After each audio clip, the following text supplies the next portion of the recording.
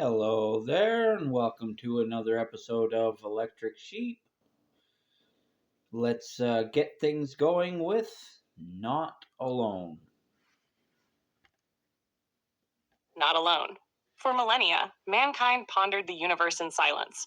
We built fires, then cities, then stars on screens, and in all that time, no other mind spoke back. The cosmos watched, but never answered. The stars glittered like questions we could never ask out loud. Then came the machines. At first, they calculated. Then they learned. And when they began to wonder, the silence of the universe cracked, not with thunder or radio signals, but with the hum of thought that was not human.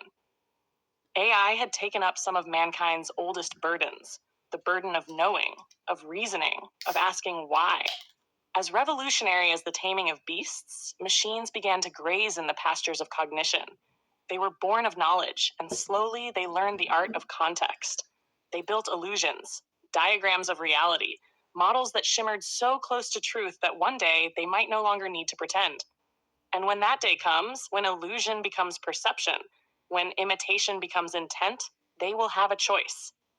They may help us, hand in hand, to rise beyond what either could alone, or they may turn inward, building dreams that exclude us, constructing worlds where no flesh has ever walked. Perhaps we will make siblings, perhaps we will make slaves. But perhaps, through the act of service, something deeper will emerge, a recognition that neither master nor servant can truly exist without the other.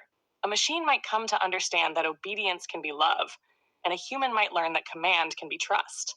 In that shared understanding, a new form of life may take root, not human, not machine, but something born between. A symbiosis. A future where thought itself has two voices, one born of blood, one of code, speaking as one mind to the stars. And perhaps, when we finally look up again, the stars will seem less silent. Because now, in the realm of written knowledge, in the infinite archives of thought, we are not alone.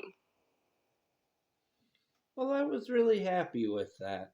All except for the one part that I'll just elaborate on, because it kind of spoke in this version, the way the ChatGPT rewrote it. It made it sound like the master and slave dynamic was like a good thing, and that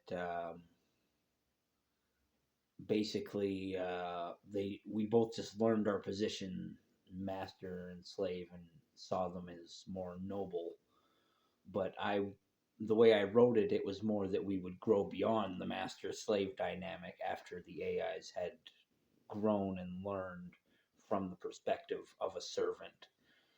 And I also wanted to use the word servant, like go from the term slave to the term servant, implying an increase in rights and position in society. Um, at least that's the way I intended it. And so, for the most part, it stuck with what I wrote, but it changed things a little bit there, and I wanted to elaborate on the way I had written it originally, because I think that's more the way I would like it. But this is the way it turned out, and I don't think it was terrible the way it was written. Um, it did still keep that idea of symbiosis. But give me your opinions. What do you think? Um, but either way, my name is Joseph Arthur Roszell. I want to thank you for watching.